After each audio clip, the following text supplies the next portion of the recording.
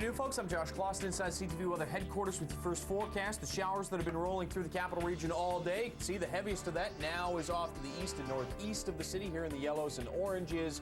South of that main line of showers, really isn't a whole lot of precipitation. So all areas of the city should be out of the rain within the next half hour or so. Let you know if there's any more rain in the forecast over the next few days in a moment. CTV News starts right now. Tonight, come on home. It's time. Bringing people back to Slave Lake by the weekend. We have to start rebuilding, so the quicker we get in, the quicker we can do that. New LRT, old arguments about impacting neighborhoods. Puts a bamboo wall up and in effect divides a community. I'm Serena Ma, and this is, what's her name? Two is actually in a shawl. Coming up on CTV News, why sleep is very important to a child's development. Recharges his batteries, and it recharges my batteries. And I won't say goodbye. she is done. I'll just say, until we meet again. Edmontonians reminisce after 25 years of the Oprah Show. You watch it every day, or you're a big fan, but being there was completely different. Live from Edmonton, CTV News with Aaron Isfeld and Daryl McIntyre. Good evening. It is the news that thousands of people have been desperately waiting to hear. People are starting to go back to Slave Lake after that wildfire that did so much damage to their town. But not everyone, and not just yet. Officials have started what they call a phased re-entry. Sean Amato has the details from downtown Slave Lake. Sean? For almost 2 weeks, Slave Lake has been described by emergency workers as a war zone. Today, a celebration in the midst of the ashes and a hope that everyone will be back here before the weekend. It's a fire that everyone agrees could have ended the town of Slave Lake, wiped it from the map. We are just so thankful that today we're here saying, come on home. It's time. 10 days after Town Hall, car dealerships, neighborhoods went up in flames, there are happy faces in the center of Slave Lake. But it's the first time in a long time we've been happy. So can't wait. Can't wait for the community to come home and for the rebuild to start.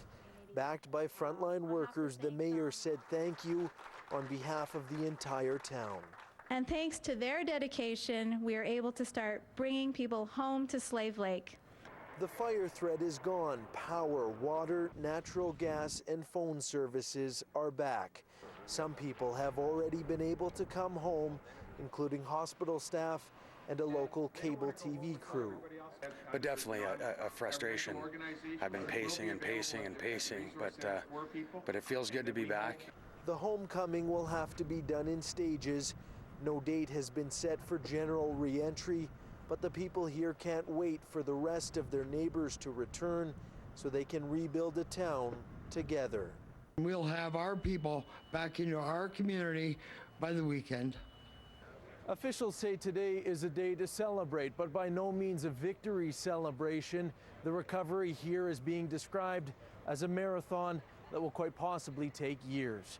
Reporting from Slave Lake, Sean Amato, CTV News.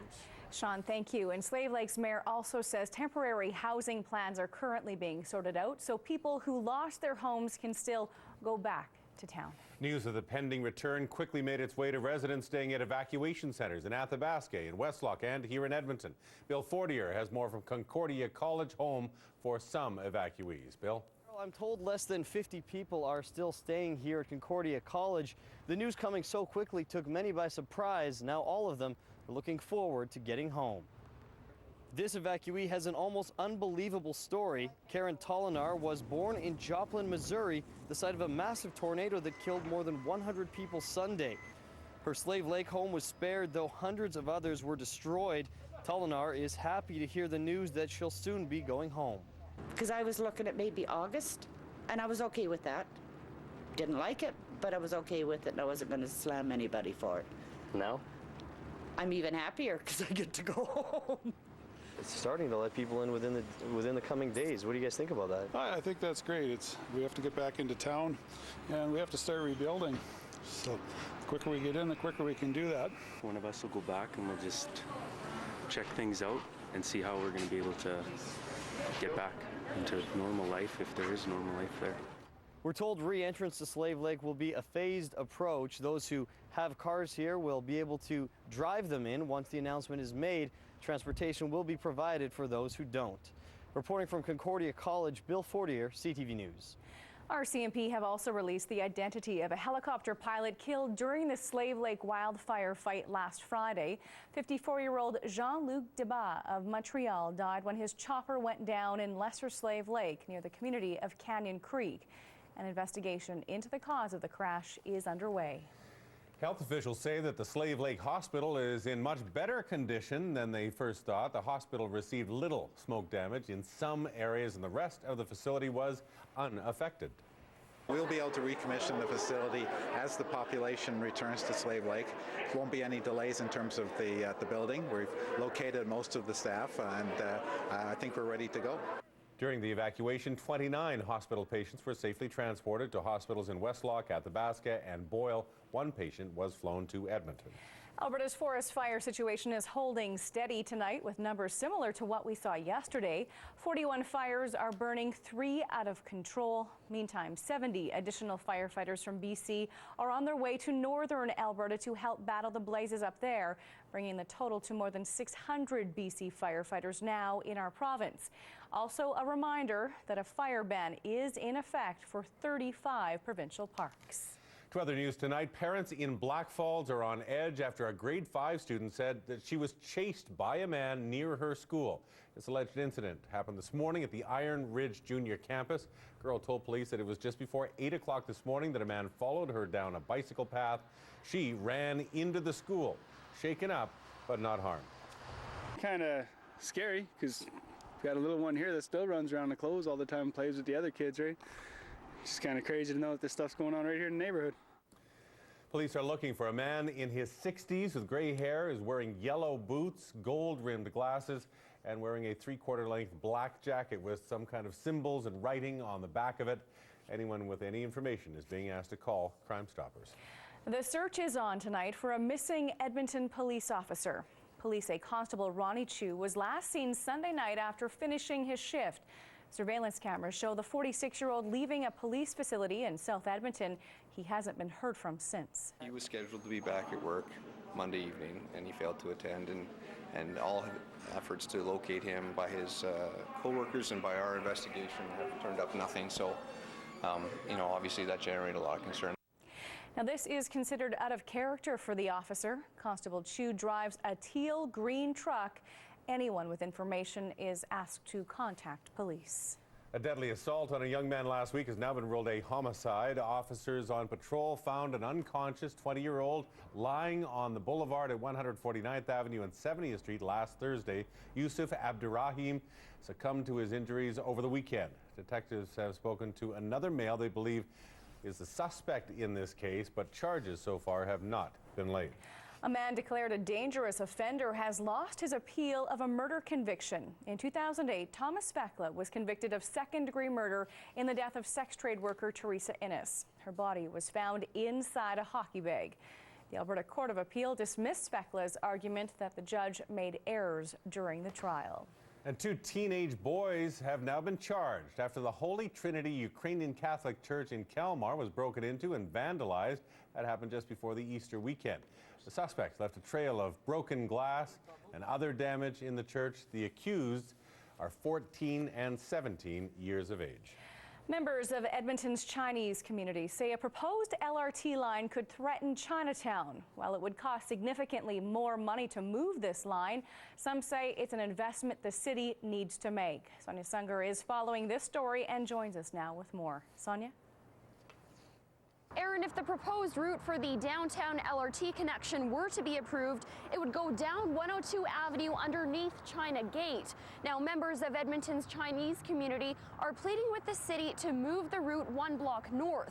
They say this will preserve the heritage of their community and prevent what they call a divide within Chinatown.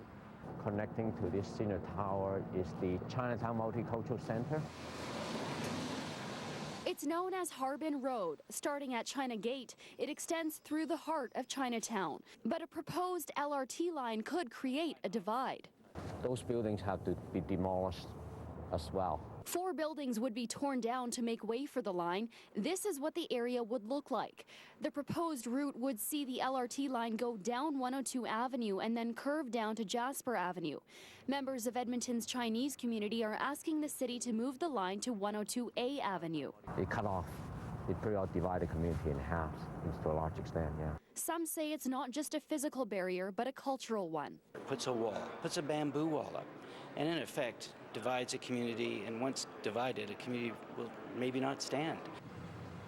The Chinese community isn't alone. They're also being backed up by Boyle Street and Riverdale community members. But the city's transportation manager says it would cost at least $30 to $50 million more to move the line. To go through these other laneways, it's not a matter of just going up one of the streets. If we were to go in another direction, we would have to change probably 3 or 4 streets, which change the entire downtown plan. City administration will compare the 2 routes, but councillors say there can be no guarantees. There are always some impacts. It's much easier to do it if you're going through empty fields. While it would cost significantly more to move the line, some believe it's more valuable to preserve this community. A future senior on last Saturday asked me, say, what am I going to do when all these buildings are gone? So I don't have the answer either at this point in time. While the city hasn't made a final decision on the route, the city's transportation department firmly believes that this route is the best option, both financially and logistically. Reporting from downtown, Sonia Sunger, CTV News. Now, the city says the China Gate is tall enough for the LRT to pass underneath, but administration still needs more information about possible side effects from construction and ongoing LRT use. It now looks like a law banning drivers from using handheld cell phones while behind the wheel may not be in place until September. The original goal was late June or possibly early July. We need a little bit of a grace period where people have warnings, things like that. So we're kind of using that right now. Transportation Minister Luc Ouellette says that educational materials informing drivers about the new rules are still being worked on.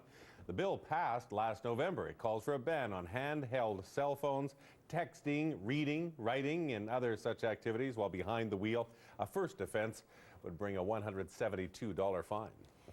It's the end of an era in daytime talk. The Oprah Winfrey Show is over. CTV viewers have tuned in right before our newscast every day for more than a decade. Well, this afternoon, during the final new episode of her show, the Queen of Talk went back to the basics. Sardez Malenka joins us now in studio. A very highly anticipated show today. Yeah, and Aaron, today there were no guests, no surprises, just Oprah, thanking her audience of millions. A handful of Edmontonians have appeared on the Oprah stage over the years, and today we watched with one mom. I'm Oprah Winfrey, and welcome to the very first National Oprah Winfrey Show! 25 years ago. Give it up for Miss Oprah Winfrey! And nearly 5,000 episodes later, Oprah Winfrey says farewell. From day one, Chicago, you took me in. Carla Clark watches the final show from home, but 10 years ago, she was there with Oprah. Okay, now I want you to meet Carla and Bonnie. She's a great lady, and meeting her in person, bigger than life in every way. The show Clark was on, Unlikely Friends. Clark was a foster mom for 6 years when she befriended their foster daughter's mother, helped her recover, and eventually regain custody. You don't realize how many people you touch until you're on TV, and then you come home and the letters start coming in. The appearance allowed Clark to travel North America, teaching other foster parents a new method. It gave her hope and purpose. Many would say it's just what Oprah does. Well, you are our warrior of the year! The woman who talks to and teaches the masses. This is what 67 pounds of fat looks like. I can't lift it. Local mom Dawn Williams had a make-under on Oprah. She says, I am so blessed to have met Oprah. This is an end of one era, but also the start of another. And longtime Oprah fan Louise Carter gushes, Oprah, I will miss you. You taught me never to give up in life and that it's never too late to change your life. Goodbye, Oprah. Thank you. You've changed our lives. You've changed the mothers of our children's lives, and so much more. This afternoon, the Queen of Talk chose not to say goodbye. I'll just say, until we meet again. To God be the glory.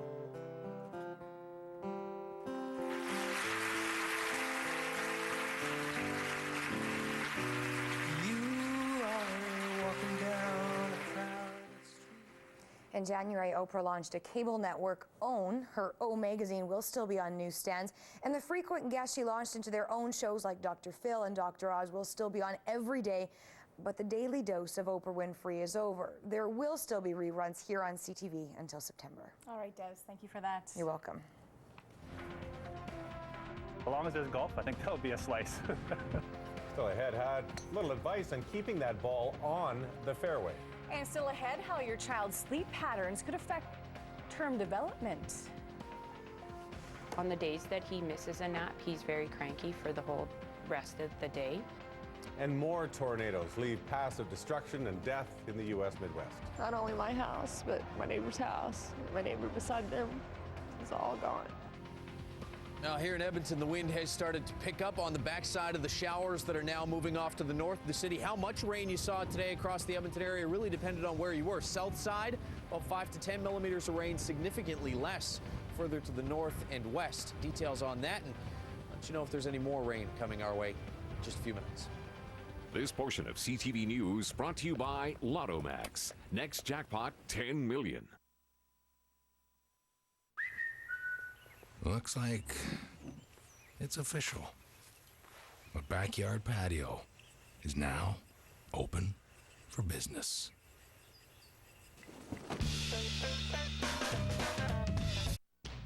It's the GMC No event where you get the best of no. Right now, pay no interest with 0% purchase financing. And to make it harder to say no, get up to $9,500 in cash credits. So never say no to a job. Have no worries behind the wheel. And whether you buy or try our new leasing options, you'll get 3 years good wrench scheduled maintenance. Because the best part of no is having no second thoughts. So say yes to GMC's No event today. Looks like it's official. My backyard patio is now open for business.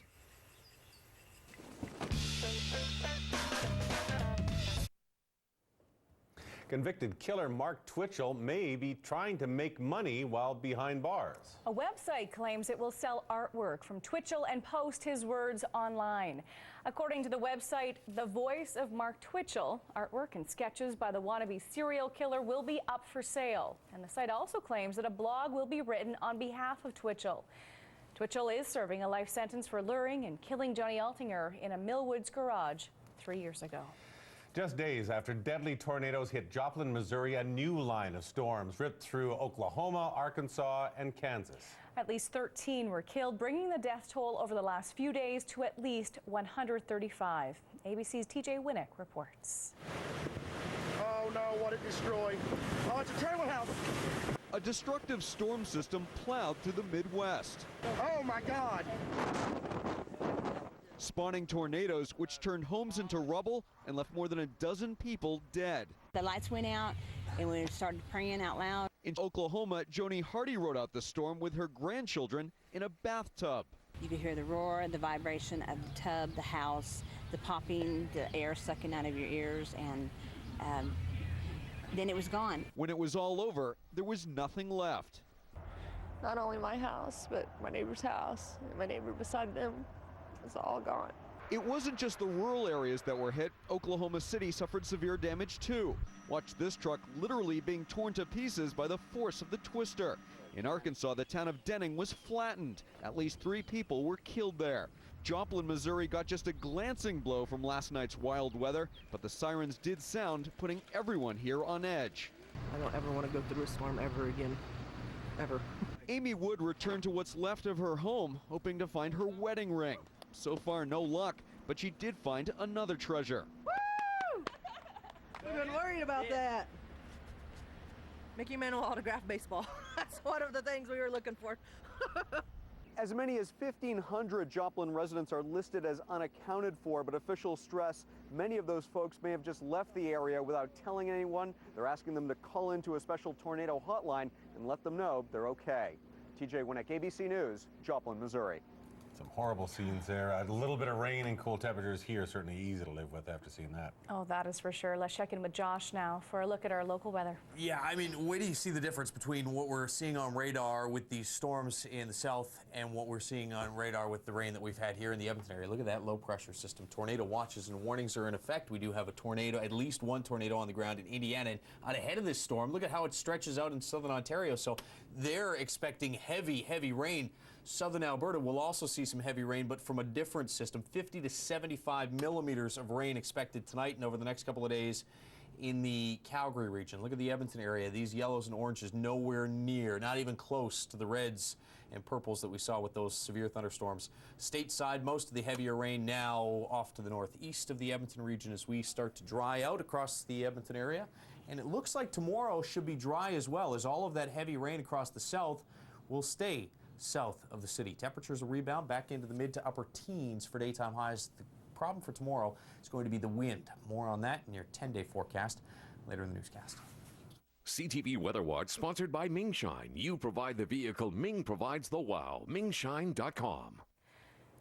Edmonton police are going high-tech to catch criminals. Officers are using a new automated system for fingerprint identification. The new technology will allow police to search the database faster. A search that would previously have taken about 10 minutes can now be done within just 2 minutes. We can go from a crime scene, bring those crime scene fingerprints into this office, run them on this new AFIS, and hopefully provide an identification to who was at that crime scene. Fingerprints entered into the database are also sent to Ottawa to become part of Canada's national fingerprint and criminal records. The province reminding drivers to slow down in construction zones. At least 10 people have been killed in construction zones in Alberta in just the last several years, despite a move in 2005 to double speeding fines in these zones. The province says it is looking at boosting the number of officers enforcing the law, something contractors say needs to happen in order to finally get drivers to slow down. It's pretty unnerving to, especially on the busier corridors, Highway 2, Highway 1, Highway 16, to be out there and have traffic whizzing by you. There'll be more signage set up along construction zones. The province will be spending $1.7 billion on road work this season. Commercial trucks on Edmonton streets are getting the once-over to ensure they comply with safety standards. Big rigs were pulled off during an impromptu police inspection on the Yellowhead this morning. It's for all safety, my safety, all the people's safety. That's good to do. The major items for that we're finding are, again, brakes out of adjustment. So drivers need to get underneath and actually check those brakes and make sure that they're working. Load securement's another big issue. The 3-day inspection wraps up tomorrow. Edmontonians looking to upgrade the insulation in their homes can now get a rebate from the city. It is the Home Energy Insulation Program, and it's offering up to $250 in rebates. The city says that upgrading insulation can help to reduce heating bills by up to 30%, while also reducing CO2 emissions by up to 500 kilograms a year. You can find out more about this program by going to our website, ctvedmonton.ca, and clicking on news links. A new program to preserve trees has the city tapping into the latest technology to help spread the word. That's the first one right here. 55 elm trees in the downtown core are getting these tags. The city is also testing out some new soil combinations to determine which mix provides the best conditions. Edmontonians can check out details of this $40,000 pilot project by scanning the barcode with their smartphones. I think people are naturally curious, and more people have this kind of technology in their pocket. And, I think that people really do want to connect with what's going on in their city. The city says helping trees thrive downtown can be a challenge as the buildings and concrete reduce the sunlight. Still ahead tonight, a local researcher studying sleep problems in infants, looking at just what that could mean later in life. I want to go outside. This might not work. And video from inside a Missouri yogurt shop shows just how powerful recent tornadoes have been.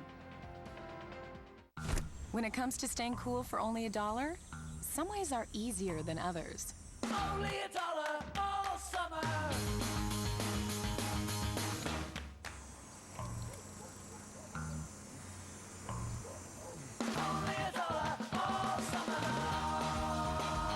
Dollar drink days are back at McDonald's. Enjoy any size soft drink or iced coffee for only $1 plus tax all summer long. It's a call. If you want the power of the unexpected, the upstart winner, the one you didn't see coming, like a bolt from the blue, 220 horsepower 2-liter turbo, available hands-free nav and 6-speed manual, the 2011 Buick Regal. Buick. Unexpected. Now you and your team can work on the same document from anywhere. Great. I'm glad I switched to Rogers. Only they have small business specialists. Dave showed me the latest tools and technology to help make my business more productive. I also added a time management app. Yeah, I always wanted one of those. I just never found the time. First with Live Agent, first again with in-store small business specialists. Small business customers get up to $150 off select smartphone activations. What's with this new jumbo scratch ticket? Would you like to take the tour? Tour? Hey! Excited you can make it! Over here we have our phenomenally fantastic $20, $50, and $100 prizes. $10,000 to $100,000 prizes. We have 90 of them. And just when you thought it couldn't get any better than this, the $100 million prize pool includes 14 top prizes of $1 million. New $100 million jumbo with millions of prizes available to be won. Dip into the prize pool. Oh, we've all seen these. You can't help but look, really. Toddlers just melting down in public, uncontrollable tantrums. But as a parent, how can you avoid these spectacles? Well, local researchers hope to soon have the answer. Serena Ma has more on the importance of a happy and rested household. What does this snake say? Woggly, woggly. Woggly. Little Nishal at 2 is a bit unpredictable. I want to go outside. This might not work. This day, he doesn't want to be here. Dad, try Santa. Yeah. A little Play-Doh, some not-so-great dinosaurs, and we're back on track. Nishal's mom says she knows when her son will get difficult. He misses a nap. He's very cranky for the whole rest of the day. He doesn't want to do anything. He doesn't want to eat. He just wants to cling on to us and just wants to sit around. It's believed 15% of children don't get enough sleep. A University of Alberta study will now follow hundreds of children from birth until 5 years of age to see how sleep affects neurological development. Sleep is just as important as other aspects of life, so nutrition and happiness and playtime and all the rest of it. And I think we need to prioritize sleep. Oh my gosh, we should put this in your pocket? Yeah. Researchers will also study what they call quality sleep or healthy sleep, where a child actually wakes feeling rested. 1, 2, 4? Yeah. That's something Nishal's mom believes is key. I believe to get the best sleep, they need to be in their own bed. Children who are more rested do better. Doctors hope to prove lack of sleep can be linked to cardiovascular problems, blood pressure, and behavioral issues. Bye. Bye, Nishal. As for Nishal and his mom, it's all about being happier all around. It's golden time. It's beautiful. I read a book. You get mommy time. Serena Moss, CTV News, Edmonton. Now, the study is looking for volunteers, expectant mothers who are willing to fill out questionnaires and have their child's sleep and heart rate monitored for years. For more information, you can log on to our website, ctvedmonton.ca.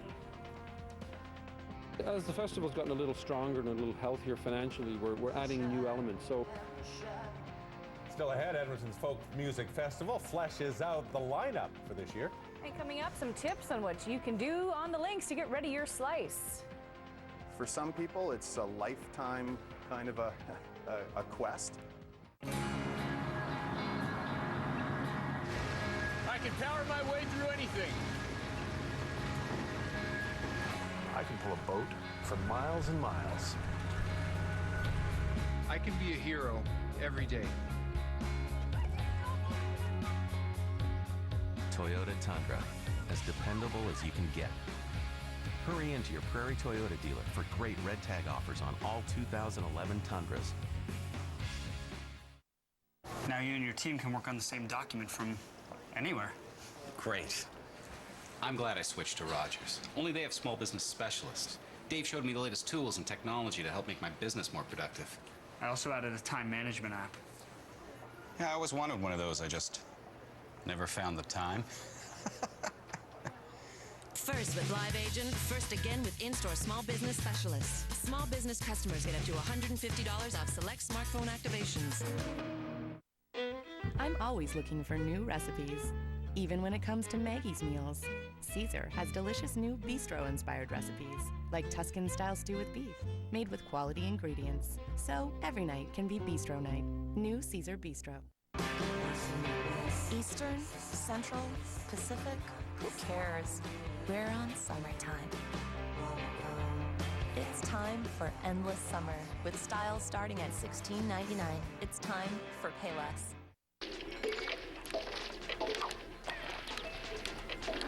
She wanted commitment. I suggested we get 2 new smartphones and share the plan. She loved that he brought us closer. I love that Rogers gave us a PS3 for signing up. I love you. I love you too. PlayStation offer. Only Rogers gives you a PlayStation 3 when you activate any 2 smartphones on a couples and family plan. Hurry, offer ends June 30th. Recapping our top stories tonight, the return to Slave Lake is taking place in stages, but it is beginning right away. Vital services like power, natural gas, and service have been restored. A boil water advisory remains in effect. The general return could be almost done by this weekend. Family, friends, and colleagues are worried about Constable Ronnie Chu. The Edmonton police officer hasn't been seen since he left work on Sunday. Co-workers say that is out of character for him. And residents and businesses around Chinatown say the proposed downtown LRT route would divide their community. Moving that line could cost an extra $50 million.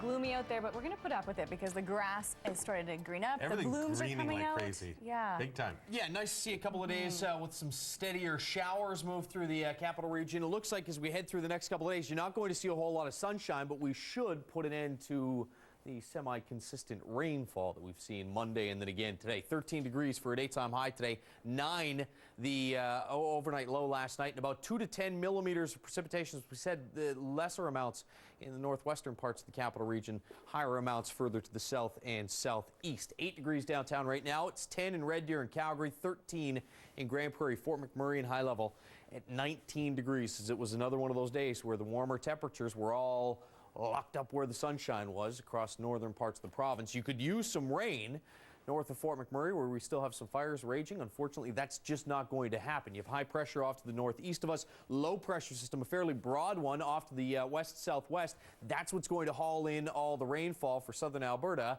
Out ahead of that, the first sort of wave of precipitation rolled through the Edmonton area. You can see in the yellows, that's the heavier precip. It's now just north of Highway 16 and just off to the east-northeast of the Edmonton area. This stretches from almost the Saskatchewan border back to areas just off to the northwest of the city. And south of that, there really isn't much in the way of rainfall just yet. This will start to get organized as we head through the evening and overnight period tonight. Really fairly consistent rainfall right through the end of the day Friday.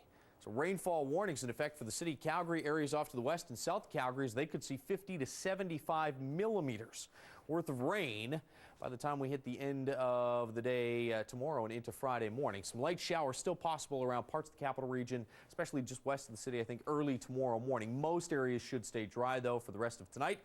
Cloudy skies developing through the day tomorrow, and that rain across the south, which is where most of the rain has fallen through the past 7 days, from Grand Prairie all the way south through Edson into the Calgary region, some of the heavier valleys as well. South of Rocky Mountain House, the Sundre region has picked up already in the last 7 days about 90 millimeters rain, and more rain on the way through those regions. So where it is soaked off to the west and south of the city of Edmonton, it is going to remain awfully wet. And to the east-northeast of us, where it has been dry for the past 7 to 14 days, it will continue to stay fairly dry through the next 3 or 4 days at the very least. 3 and 4 degree overnight lows tonight across the northeast, 6 downtown, 7 in Grand Prairie. Your daytime high tomorrow under mostly cloudy skies, 17 degrees. Further south of Hinton, maybe some scattered showers. Most of west and northwestern Alberta, though, Stays dry. 21 in high level, 20 for Fort McMurray, Lac La Biche as well, up at around 20 for a daytime high. Mid to upper teens through east central Alberta, and then that heavy rain across the south. 9 in Calgary, 6 into Lethbridge. Red Deer gets to 14 tomorrow, a 40% chance of showers. You're on the northern edge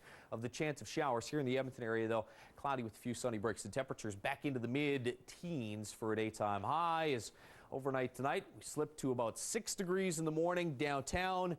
Tomorrow afternoon, 16 or 17 for a daytime high. Now, the wind we said is going to be a factor. It does pick up tomorrow morning to about 20 kilometers per hour. By tomorrow afternoon, out of the east at around 30, maybe gusting at times to 50 kilometers per hour. And you're not going to see a whole lot of sunshine, so not a beautiful day, but temperatures are a little warmer than we saw this afternoon.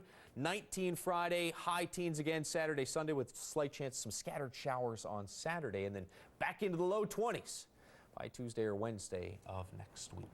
So, yeah, a gradual warming trend as we head through the next couple of days. You're right. Nice to see that moisture across the capital region now. We'll just warm things up slowly. And things will grow like crazy they at will. that point. And then we'll complain about cutting the grass, right? Probably. It's always something to complain about. Thank you. Thank you, Josh. Well, some new video to share with you tonight that gives you an idea of just how quickly Sunday's deadly tornado in Missouri struck and how much power it was packing. This is surveillance video showing people in a yogurt shop in Joplin just before the twister hit. Look, they all get a bit of warning and they start moving. It's not very much longer before the twister starts to blow in. The shop's windows are blasted out and debris is flying everywhere.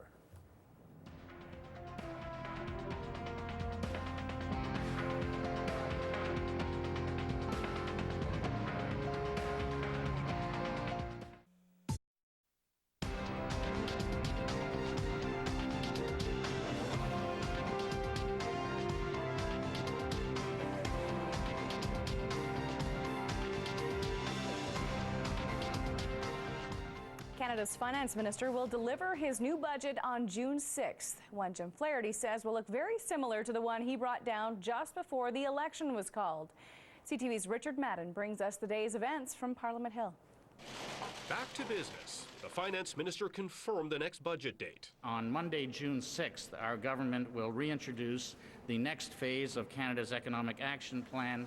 Included in that plan, killing all taxpayer-funded subsidies to political parties, something the Tories promised in the recent election. We will include phasing out the per-vote political party subsidy according to what we set out in the platform. The last time the Tories tried to scrap the subsidy, they were almost defeated by a coalition government. But that's all changed with the power of their majority. The subsidy gives each party $2 per vote, fueling millions into campaign war chests for the next election. New Democrats are poised to get a windfall, still basking in its new role as official opposition. But soon, all parties will rely on donations to fund campaigns. Jack Layton says it opens the door to big money influencing politics. Take away public financing, and what you're essentially saying is those with the best ability to raise money get to have their ideas heard by Canadians, and the rest are essentially silenced. It's an even worse scenario for the Liberals, reduced to just 34 seats and forced to meet in a basement off Parliament Hill. Newly appointed interim leader Bob Ray will have double duty, building the bank account plus his party. I have no illusions at all. It's to say that this is a job that is to help the party to rebuild. It's not one I can accomplish by myself. Now, critics say the Tories' sole motivation to axe the subsidies is so opposition parties won't have the cash to fight the next election. But Conservatives insist it's wasteful spending, and this move will save taxpayers almost $30 million.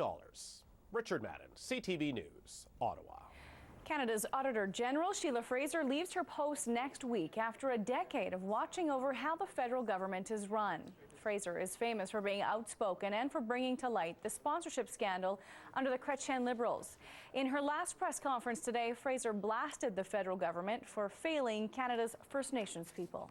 Construction on a new ER at the Stollery Children's Hospital is on time and it's on budget, according to Alberta Health Services, which is expecting that Phase 1 of the emergency room will open in November. The current ward was built for 11,000 visits a year. Right now, it sees double that. The need for a separate children's emergency department here was well recognized, and the construction is coming along great, and we're really looking forward to the opening of the new facility. It'll be a great step for childcare in Edmonton, but also for Northern Alberta. Phase 2 is due to open next spring. Cost of the expansion is $23.5 million. This morning, Husky Energy donated $250,000 to the stollery.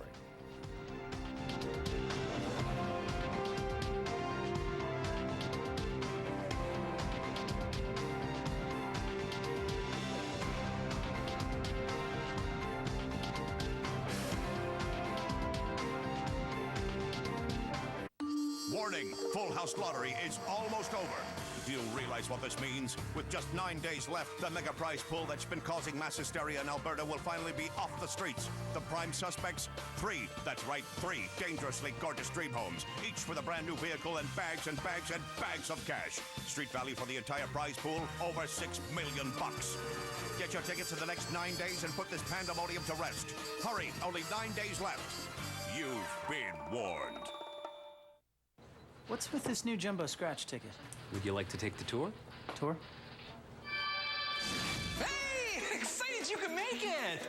Over here we have our phenomenally fantastic $20, $50, and $100 prizes. $10,000 to $100,000 prizes. We have 90 of them. And just when you thought it couldn't get any better than this, the $100 million prize pool includes 14 top prizes of $1 million. New $100 million jumbo with millions of prizes available to be won. Dip into the prize pool.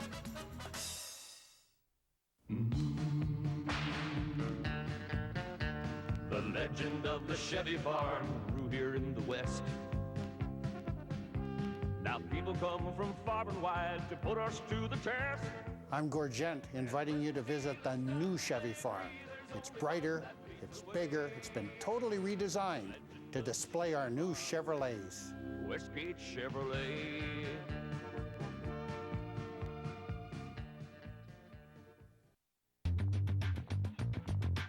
No competitor looks at trucks the way GMC engineers do. That's why the Sierra is engineered with variable valve timing, active fuel management, and a 6-speed Hydromatic transmission. So it's the only truck that delivers over 300 horsepower of acceleration and trailering power when you need it, without sacrificing best-in-class V8 fuel efficiency. The Sierra from GMC. When you never compromise, you have nothing to hide.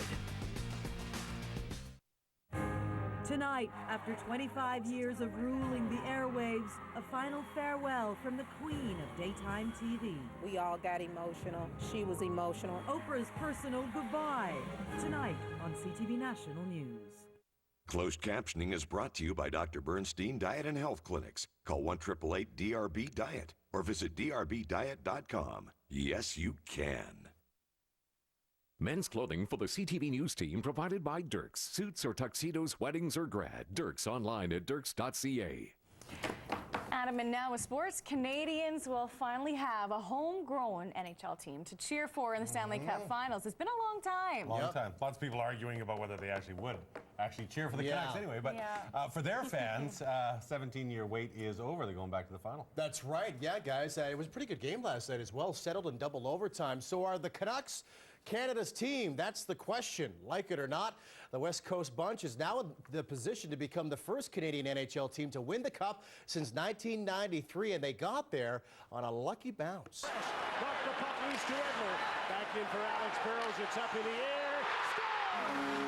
Kevin Bieksa's winner in double OT repeated history. It came 17 years to the day after the Canucks last clinched a berth in the Stanley Cup Finals, but not many people actually saw the puck go in. It hit a partition on the glass and bounced right to the Canucks' newest hero.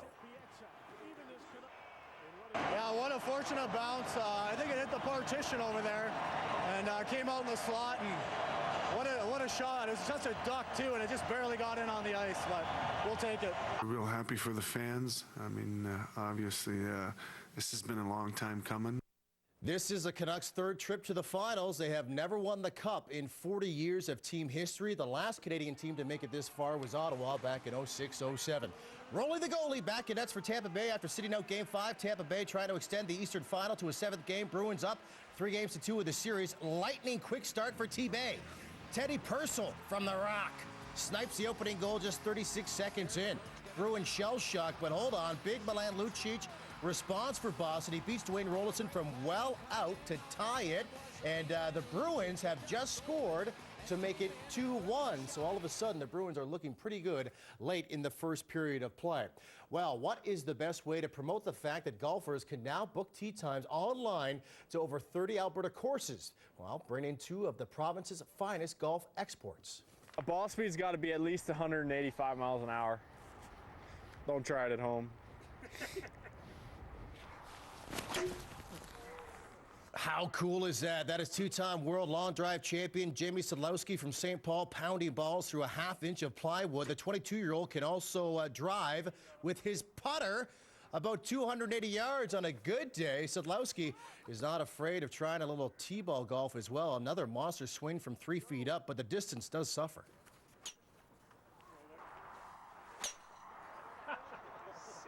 How high? That's going 300 straight up. This is when you're running late for that tee time. You don't have time to peg one. You can just put all 3 down. You don't need to hit the range before. Which one'd you hit? The top one. You hit the bottom one, you break your wrist. There you go, quite the showman. Also showing off her swing was Christina LaCure. Like Sadlowski, the Edmonton product travels around North America for corporate golf outings. Second round of the Alberta Open in De Winton in southern Alberta. Calgary boy Wes Heffernan has a 4-shot lead over Red Deer's Mitch Ivanic. Fort McMurray native Stuart Anderson also in the mix. He's in 3rd place. Neil Thomas and Barrett Jarash are the top Edmontonians at 1 over, tied for 9th overall. Well, it's a good shot to have in your golf bag if you know how to use it, but for most of us, the slice is a real pain in the arsenal. Darcy Seaton takes a closer look at one of golf's more frustrating shots. There it is. It's been part of the game since, well, the game was invented. Safe to say it's not going away anytime soon. As long as there's golf, I think there'll be a slice. Akasha Bopp has battled it for years. I was a pretty bad slicer when I first started taking up golf, and I didn't really understand why. And when I got a little bit of help from some professionals, then it kind of helped me understand the fundamentals of the swing. After years of self-help, he decided to get expert advice. I think without professional help, it's almost impossible. That's why we see it so much. And that's where Dave Lengyel comes in. A slice is nothing more than the face being open in relation to the path that you're swinging the club. One of Lengyel's pet peeves is golfers thinking that today's technology will do the trick. Technology is great, the equipment is fantastic, but you can't buy a good golf swing. This one's got the adjustable angles too, right? Which is supposed to help. And I think it does help a little bit, but I think that without the proper swing, I don't think the gear is ever going to fix it. Lengyel says grip, posture, stance, and alignment can all play a part in the slice. As for Akasha Bopp, I was casting the club a little bit, yeah, and often I was getting my club ahead of my body, and so that way I just wasn't keeping the club head square. And think of your golf swing as a circle on an incline, and you just might have a chance. For some people, it's a lifetime kind of a quest. Darcy Seaton, CTV Sports. Nice swing there, Seaton. Well, it appears that Jason Maas has figured out his football future. The Eskimos have scheduled a news conference for tomorrow morning when the 35-year-old quarterback, who they released in February, will do his least favorite thing, and that's speak to the media. Maas has been working for an oil field company while trying to hook up with another team. We'll find out Thursday if he has been successful. Well, she is one of the best wheelchair basketball players that Canada has ever produced, and she's coming off an amazing 10 days. Former world champion and Paralympic bronze medalist Danielle Pearce coached her team to a second-place finish at the Nationals and was then inducted into the Wheelchair Basketball Hall of Fame. The biggest thing the Hall of Fame means to me is I'm retired, which I guess they know I'm not coming back. So, I mean, it's sad in that way because I really enjoyed my basketball career and it was really amazing, but I've moved on now to coaching and to try to be more of a leader in my community. And she received a major boost in that regard. Pearce is one of 14 doctoral students to win the prestigious Trudeau Scholarship, a 3-year award worth up to $180,000 that Pearce will use to advance research that she is doing on how Canadians' perceptions influence the rights and opportunities of disabled citizens. With that, I'm hoping to bring in a lot of top scholars in the areas of disability and sport, and people who can help me do my work on, basically my work is on the relationship between disability sport and disability rights in Canada. The 33-year-old Piers will also continue to be involved in coaching and filmmaking. Whoa, big day down in Indianapolis. We're still a few days away from the Indy 500, but the party is already going. Today, the Indianapolis Zoo staged the Zoopolis 500. The action was slow but frantic. 5 tortoises named after drivers competed, and it was Dan who took the checkered flag. Look at him just munching down there in his big old prize. By the way, Alex Tagliani has the pole for Sunday's race, the first Canadian to ever win the pole for the Indy 500. How long was that event, like 12 hours? That whole race, yeah, roughly half a day. The kids missed all school, yeah. That's awesome. Thanks, Adam. Right, thanks.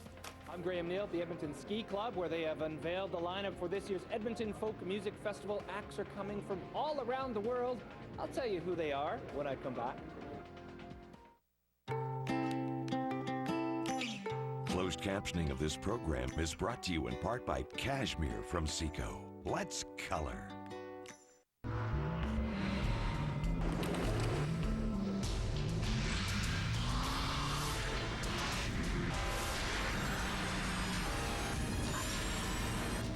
Lineup is now out for this summer's Edmonton Folk Music Festival. And this year it features everyone from singing stars to movie stars to even a psychic. Graham Neal has more. But this is as close to a perfect 4-day Edmonton Folk Festival lineup. When the Folk Festival lineup was announced, there were so many artists from so many places, even the amazing Kreskin probably couldn't have predicted who was coming. But then again, not many people would have predicted Kreskin himself. I'm the amazing Kreskin. Will be performing at this year's Folk Festival. As the festival's gotten a little stronger and a little healthier financially, we're adding new elements. But the main element will be, of course, music. Katie Lang will be here, along with Lyle Lovett, the Gypsy Kings, and Angelique Kidjo. Tim Robbins has a star on the Hollywood Walk of Fame. Now you can see him as a singing star as he makes his Folk Fest debut.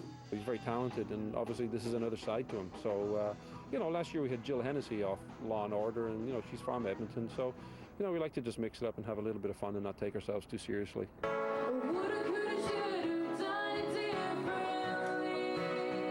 There are seriously talented young musicians on the lineup as well, including the Command Sisters from Spruce Grove. We've always wondered how it would be singing at the Folk Fest, and now we get to do a little thing there. I'm very excited to look out at the crowd. It's going to be lots of fun. The Command Sisters are one of 65 acts at the Folk Festival this year. A weekend pass to see all of the performances is up $10 to $149 for adults. We did actually spend about $100,000 more on talent this year, so that's where the money really went. And now you still qualify for a youth pass, so you'll get in cheaper. So you'll get... That's a good thing too. Yeah, always good too.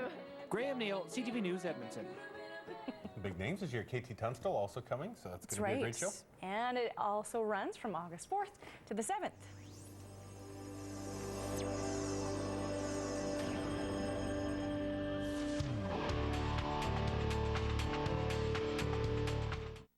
If you don't have an iPhone, okay, let's get a final look at your forecast, find out when it's warming up.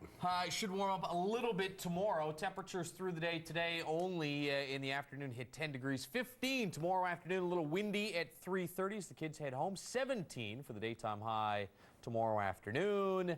And then we'll stay in the high teens for highs Friday, Saturday, Sunday, and Monday, returning to the low 20s. Tuesday, Wednesday of next week. A little windy tomorrow, but it should be dry for the next 2 days. Next chance of showers, or next decent chance of showers at least, Saturday here in the Edmonton area. Of course, heavy rain expected to fall, though, across southern parts of the province and in the north, where you could use some rain. Had a lot of people on Twitter and Facebook saying, where's the rain? Where's the rain? None, unfortunately, for northeastern Alberta. All right. Thank you. Thank you. Thanks for watching. Bye. Tip.